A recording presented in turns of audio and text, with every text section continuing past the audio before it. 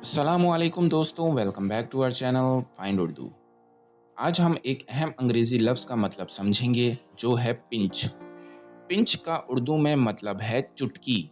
जैसे कि अगर आप किसी चीज़ को उँगलियों से दबाते हैं तो वो चुटकी का काम करती है। वैसे ही पिंच भी किसी चीज़ को थोड़ी-सी दबाकर पकड़ लेना को कहते हैं। मिसाल के तौर पर अगर किसी ने आपकी उँगली को चुटकी से पकड़ा तो आपको हल्का दर्द महसूस होगा। इसी तरह से जब हम पिंच का इस्तेमाल करते हैं तब किसी चीज़ को ज़रा-सा दबाते हैं।